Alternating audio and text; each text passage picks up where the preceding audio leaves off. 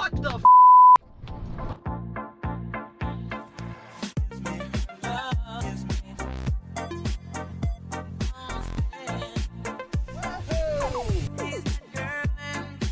I just had this another DTS convertible delivered. It's pretty evident that the water in this was really high, and you can see there's actually sand inside the cluster.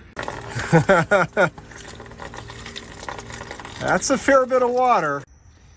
You can see standing water on top of the valves. Oh, isn't that lovely?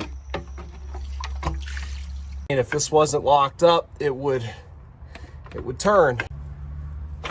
Oh, did it turn? Oh, no way. I'm going to put power to the car. She wants to live. She really does. You can see we got lights. Just to have some stuff working, I'm happy. Oh man, that's not a good sign. That's not ever coming back to life. I'm obviously anxious because this thing could just blow up in my face. Here we go.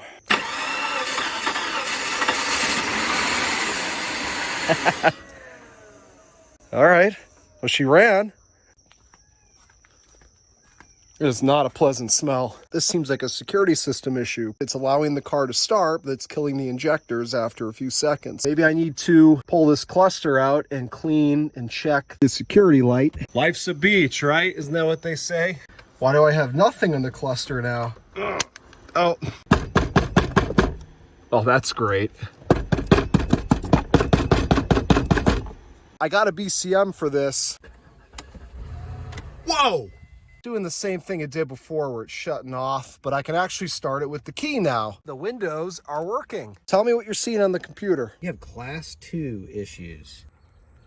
Okay, so forgive my speaking. I've got a mask on. The smell in this thing is not getting better as the days go on.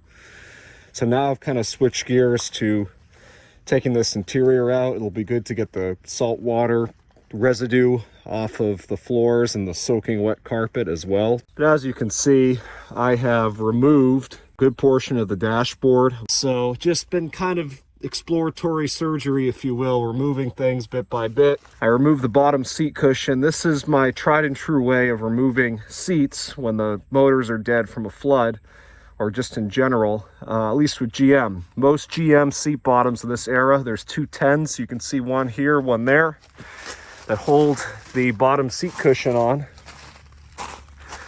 And then in the back, there's hooks. So you just undo those 2 10s, flip this up, disconnect the connector if there is one, and then voila, you've got access to here. Now, the next thing I try is I put power to the car. This right here, this motor, is the motor that moves the seat back and forth. So I'll bang on that with a hammer to try to get it to work again. I didn't have any luck with this one. So then if that doesn't work, I cut the cables. Sometimes, depending on the design of the seat tracks, that will get the seat moving. In this case, it didn't. So I actually had to remove the entire assembly piece, which is kind of hard to get to. It's why I didn't just go remove this first.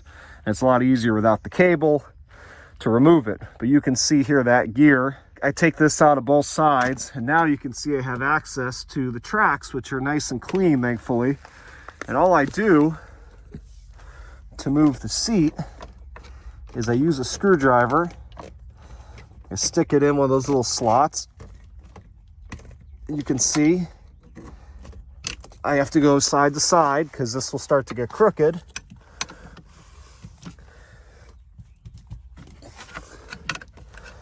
I know it may be a little hard to tell what I'm doing, but I'm just slowly inching the seat forward manually, just pushing on the track.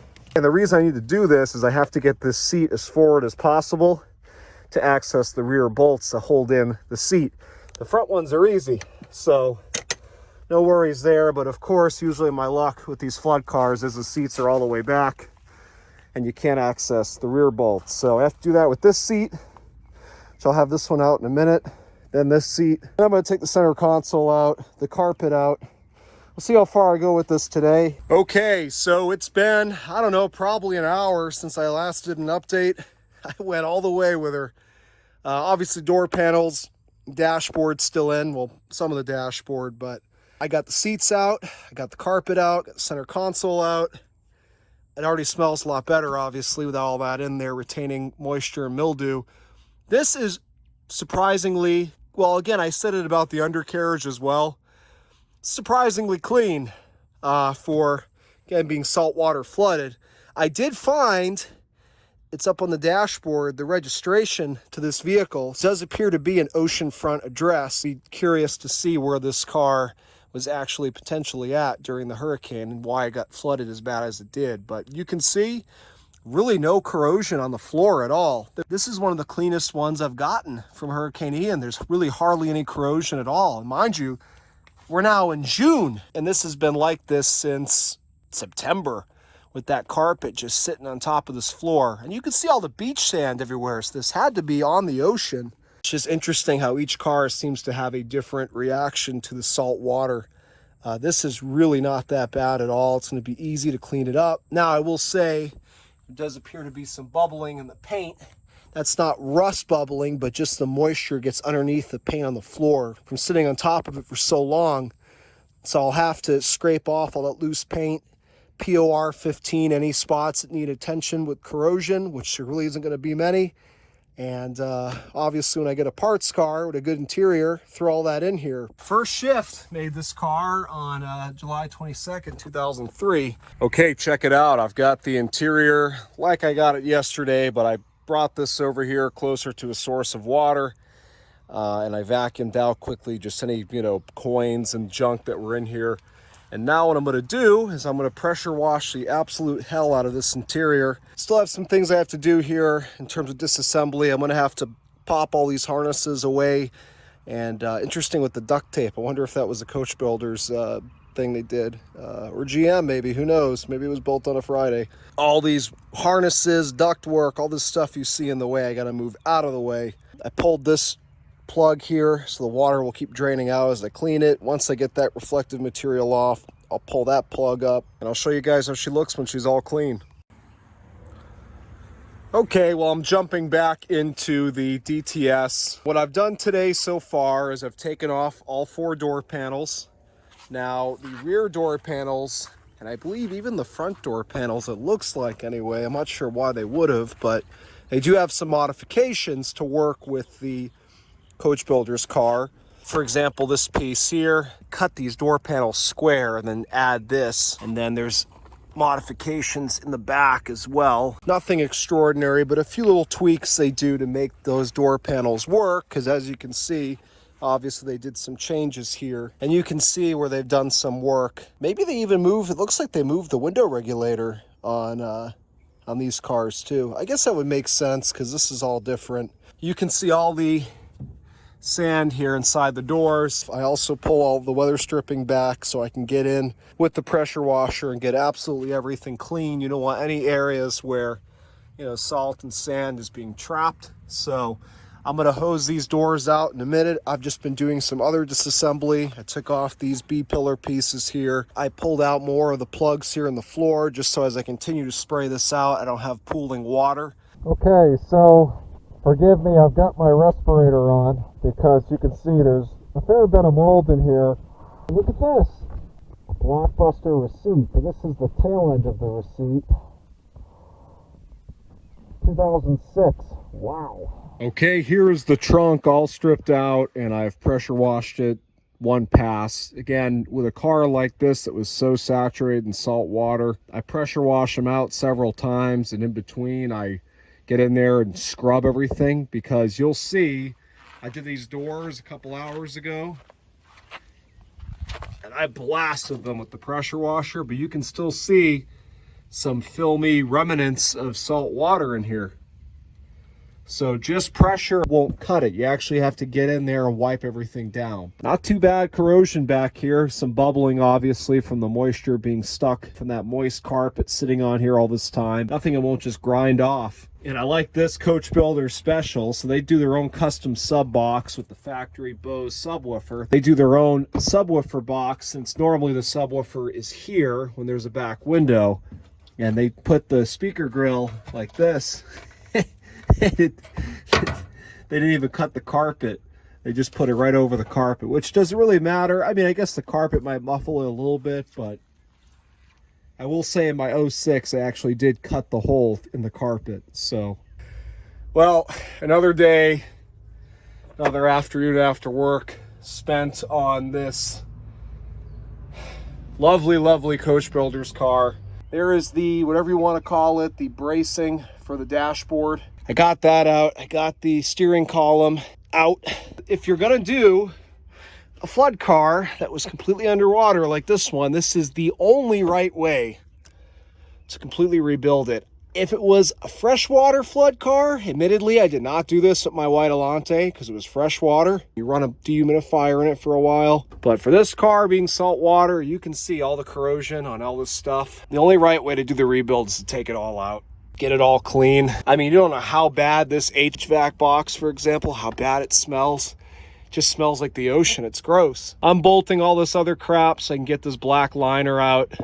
Okay, so here's where I'm leaving off for today. I was able to get the HVAC/heater core box out while leaving the evaporator. I also removed the pedal bracket. I've got the brake booster just hanging out. I don't have to remove that any more than that. So not much more to remove. South Florida summer, where you've got the sun shining and rain at the same time. And that's one of the reasons why it's so hard for me to make major progress in this car. The weather has just not been cooperative lately, and I need to do this outside because I'm doing a lot of washing out and cleaning. What I'm waiting for the rain to stop so I can do is apply this product, Salt Remover by Starbright. This is the completed teardown at this point. I don't need to remove anything else. I've been able to clean every square inch of this vehicle, even in the rocker panels, you name it. I've gotten in everywhere and cleaned it very aggressively. I don't want to take the evaporator out, and without taking the evaporator out, I can't take out that black liner. Now I could cut that black liner in half, but it's not necessary. You see, I've pulled it back enough that I've been able to get behind it completely and clean it and pressure wash back there, and I'll be able to get that salt removing product back there as well. The steering column, it will get replaced with one from the parts car, but I need it attached in case I have to move this thing. Everything else has been stripped down. See how clean this area is back here now. In between everything, there was so much sand and salt buildup in there. The trunk, you can see how clean that is. Inside the doors. So it's time to spray the salt away. It's gonna remove the salt deposits, and at that point, even if there's some residue here and there that I may have missed, especially in tight areas, it's not gonna matter. Okay, so I just wanted to show you guys quick for curious minds as to what this product looks like applied. Basically just comes out like soap. It's a concentrate mix, and basically with this attachment here, if you do it this way, it comes with the kit. You fill this up with the concentrate. Now you can see it's almost clear because it's sprayed all the solvent through at this point. Now you're just getting water in here. But I sprayed it just about everywhere I possibly could. Every possible hole you see here on the body, I sprayed it in, and a lot of it in, so that it'll be able to flow through where there's salt that I wasn't able to physically get it and clean off with my hand. It says to let it work for about 10 minutes, then you rinse it out. Pretty simple. Okay, so I just finished rinsing out the salt, whatever it was, remover. And wow, I gotta say, this did a great job. And it seems to have taken off a lot of that filmy, scaly salt that was everywhere. Like I said, no matter how much I cleaned, I just couldn't get rid of it. I mean, look at this. I wasn't even trying to clean this up, right? This had all that white, nasty, chalky salt look on it before.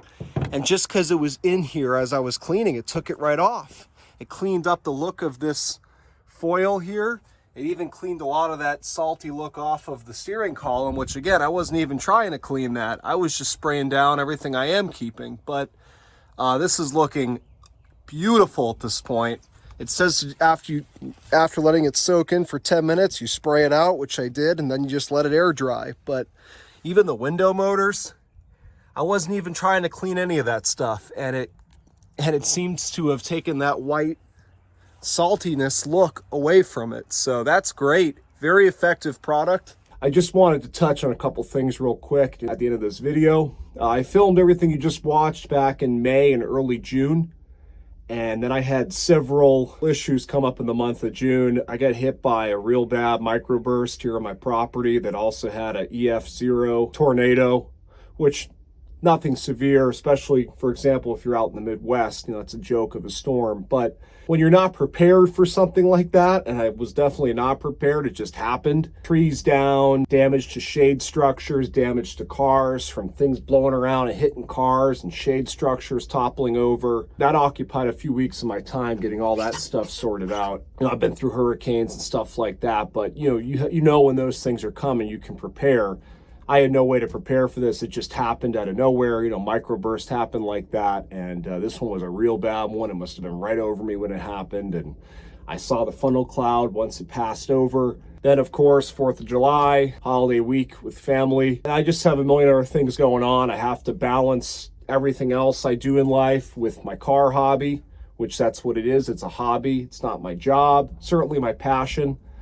But unfortunately, I'm not a full-time YouTuber or anything like that, so I have to put my actual 9 to 5 and other life commitments first, and then comes my hobby. And unfortunately, these days, I've had very little time to work on cars. The worst is over with this car, in my opinion. It's all stripped out, cleaned, as you saw in this video. Based on the car's behavior, myself, you guys watching, we've all come to the conclusion that it's some sort of security system issue. It could be that the key needs to be reprogrammed. Maybe with everything that happened to this car, it kind of lost the relationship between the key and the car. Could be a number of things, but I need a Tech 2 or at least Tech 2 software to be able to really dive into this car and figure out what's going on. I replaced all the modules that were not working or were acting funny.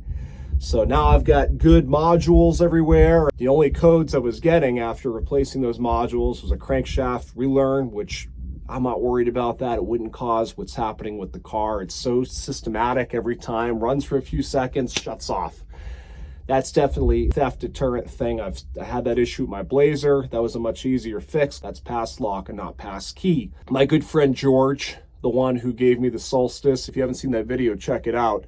He actually gave me, we were going to use it on the Solstice, but we didn't need it. It's like a Chinese knockoff dongle thing that plugs into your OBD2, and you have to put it on a Windows 7 computer, and it's full of malware and stuff, but it does work. It does do Tech 2 functions. It's basically a fully functional Tech 2 with Candy and all the other things that you want out of a Tech 2 without spending several $100 or more on even a used one. I have a Windows 7 laptop somewhere in my hoard of stuff. I've been looking for it and balancing that with everything else I have to do on a daily basis. So my point is, I'm not giving up on this project.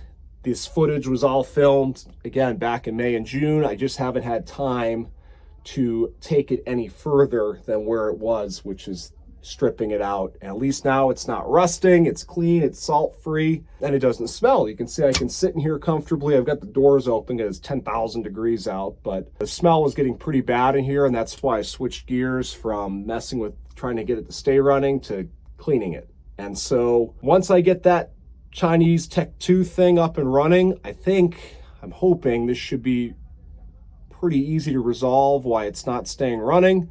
And of course, the other thing I need, and I'm looking every week on classifieds, on Facebook Marketplace, on Copart, IAA, I need a parts car. I need a full interior for this car. There's some pieces I can save, but really I need a full interior. The carpet destroyed. I need seats. Just everything. If you saw from the strip down, everything was corroded and every bracket. I don't want to put the car back together with stuff like that, and the amount of effort it's going to take me to clean those parts and recondition them. It's easier just to put in other parts. So I need a parts car. It's got to be preferably a DTS or a DHS. I want the perforated seats. I want this car to be what it was inside. There just hasn't been any. I've bid on some, been looking. Anthony, Specialty Motor Cars, is looking for the same type of parts car for his coach builders, DeVille. He needs a full interior. So that's another issue. We both need the same thing. Hopefully he'll find one up north and I'll find one down here. But the parts car that Anthony has here, that was underwater. So I don't want to use another underwater car to fix this interior. I want a nice, clean interior. So that's holding me up. My general time constraints every day are holding me up from getting this done. But my intention is hopefully here, as soon as I find that older laptop, to put that Tech 2 software on it and at least try to solve the stalling issue with this, the anti-theft, keep it running. That way it's fully functional mechanically. And even at that point, just to be able to move this thing around my property if I need to, I could just, throw any old seat or a bucket in here and, I can move it around instead of having to pull it around all the time. But anyways, that's just an update as to where I've been, why this isn't done. Again, I truly think I'm over the hill here with the complicated stuff. It's just a matter of figuring out the anti-theft thing, which can only be this is a 2004, not a 2024. It can only be so many things. And even if that wasn't the problem, okay, is it really the crankshaft position sensor? It's going to be something dumb and simple. I'm going to take care of it. And then at that point, it's just a matter of putting an interior in this car and it's ready to enjoy. So thank you for your patience. I just wanted you guys to understand I haven't given up on this or hit a hurdle of any sorts. My only hurdle is time. I have a boatload of content for you guys. Cars I bought almost a year ago and I still haven't introduced to the channel. I prefer to complete a project and then upload the parts so you guys don't have to wait like you've been waiting on this car. I didn't expect to run into all the time hurdles that I've ran into this summer and weather hurdles. Just it's been a rough go this summer. And I'm working on some other things, including a shop for me to actually work in instead of being outside with a lift, things that can make my life a lot easier and the little time that I have every day a lot more efficient. Things are in the works. I've got content for you guys. I've bought some pretty cool cars that don't need any work or very little work. And so I'll be putting those videos out soon, but you might have to wait a little bit more on this car to see a conclusion. Even if I figured out the running issue, like I said, I still don't have an interior for it. So I've kind of got my hands tied right now, but thank you for your patience, guys. I hope you've enjoyed the content I've made on this car so far. I need to get better at filming and editing. I need to get better equipment. I'd love to be able to do time lapses and stuff like that instead of me just doing updates every 2 hours as I progress through working on the car. I think it'd be more interesting. So I'm working on all that, doing the best I can, again, with the time I have every day. So thanks for watching. Keep an eye out for the next one.